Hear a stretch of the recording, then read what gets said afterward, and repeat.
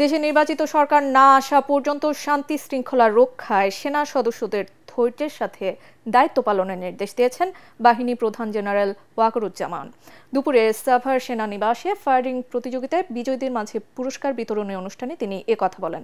দায়িত্ব পালনে উশৃঙ্খল এবং বল প্রয়োগ না করতেও সেনা সদস্যদের প্রতি আহ্বান জানান সেনাপ্রধান।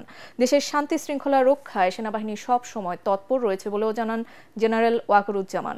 নবম পদাতিক ডিভিশনের জিওসি মেজর জেনারেল মঈন খান সহ সেনাবাহিনীর ঊর্ধ্বতন কর্মকর্তারা অনুষ্ঠানে উপস্থিত ছিলেন।